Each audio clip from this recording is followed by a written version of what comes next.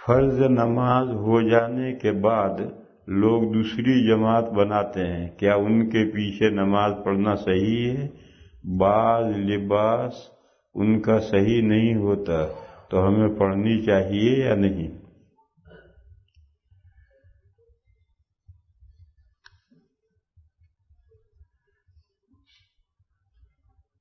ہمارے یہاں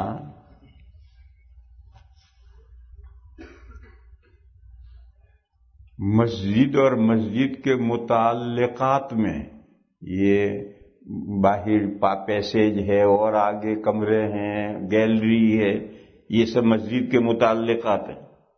مسجد اور مسجد کے متعلقات میں جماعت ثانیہ کی اجازت نہیں دیتے، مکروہ تحریمی۔ اور مسجد عرفی ایک تو عبادت خانہ ہے، ایک اس سے آگے اس کے متعلقات ہیں، اس سے ہٹ کر کسی اور جگہ پر جماعت کرنی ہو کرو۔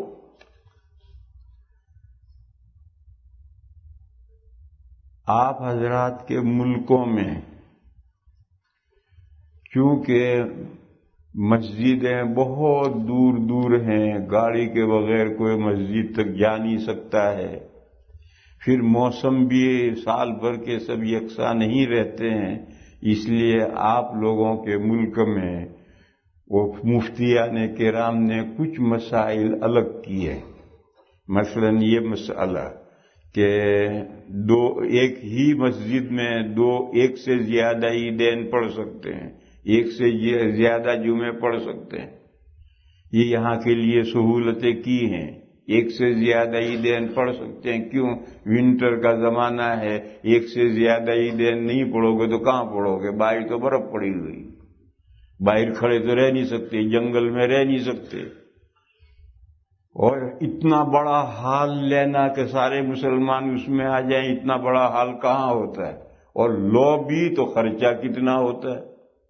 اس لیے علماء نے 2 عیدیں ایک ہی مسجد میں پڑھنے کی ان ملکوں میں اجازت دی ہے، ہمارے یہاں اجازت نہیں دی۔ کیوں؟ ہمارے یہاں ساری زمین مسجد ہے، لگاتے جاؤ، صفیں جاتے چلی جائیں، ہمارے یہاں کوئی پریشانی نہیں ہے۔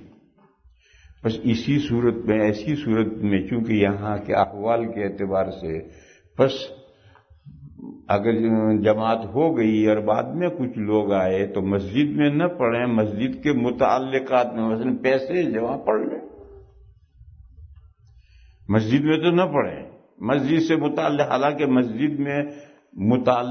مسجد کے متعلقات میں دوسری جماعت کرنے سے مسجد کی جماعت کی شان گھٹتی ہے۔ اور جماعت ثانیہ جو مکروہ ہے وہ اسی لیے مکروہ ہے کہ پہلی جماعت کی شان گھٹتی ہے۔ مگر ان ملکوں میں یہاں کے خصوصی احوال کے اعتبار سے اگر کچھ لوگ بعد میں آئے ہوں تو انہیں مسجد میں جماعت ثانیہ نہیں کرنی چاہیے، مسجد سے باہر کریں، پیسیج میں کریں اور کمرے میں کریں۔ پھر دوسری بات انہوں نے یہ پوچھی ہے کہ بعض لباس ان کا صحیح نہیں ہوتا تو ہمیں ان کے پیچھے نماز پڑھنی چاہیے یا نہیں پڑھنی چاہیے؟ میرے بھائیو، یہ مسئلہ تو سب مل کر اجتماعی طور پر غور کرو۔ یہ جو پتلون پہن کر تم نمازیں پڑھتے ہو، یہ تو ننگے نمازیں پڑھتے ہو۔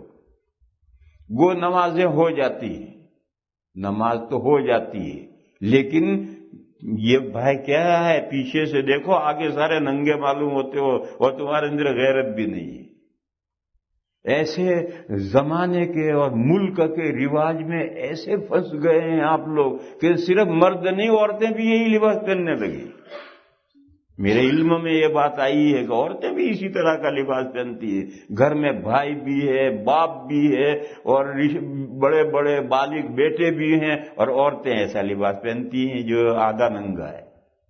یہ تو میرے بھائیوں سب مل کر کے غور کرو، کم سے کم مسجدوں میں آؤ تو اسلامی لباس پہن کر آؤ، اور جاب پر سے آؤ تو اپنا کرتا اندر سے باہر نکال کر کے نماز پڑھو، کچھ تو خیال کرو بھائی۔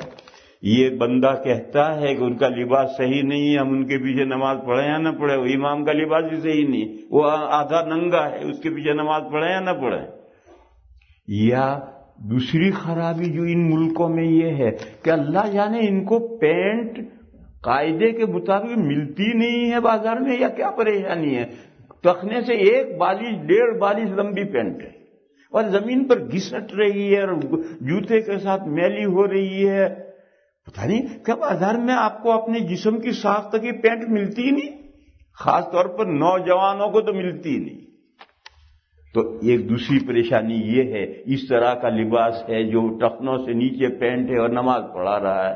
اب اس کا نمازی مکروہ تحریمی ہو رہی ہے، اس کے پیچھے نماز پڑھیں یا نہ پڑھیں، یہ پوچھ رہا ہے. جواب یہ ہے کہ دیٹس یور پرابلم.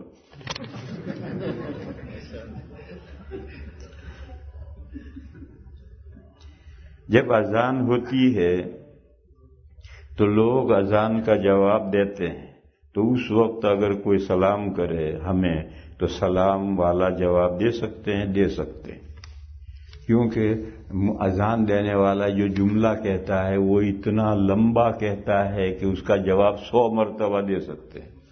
تو اس لیے سارا وقت جواب میں مشغول نہیں ہے. بس اگر کوئی سلام کرے تو سلام لینا چاہیے، اس کا جواب دینا چاہیے، کیونکہ سلام کا اگر فٹافٹ سلام ہے، وہ اذان فٹافٹ ہو رہی اور جواب فٹافٹ تو مشکل ہے، جواب نہیں دینا چاہیے. لیکن ایسی اذانیں ہوتی نہیں، اذان کھینچ کر دیتا ہے اور جواب دینے کے بعد بھی ٹائم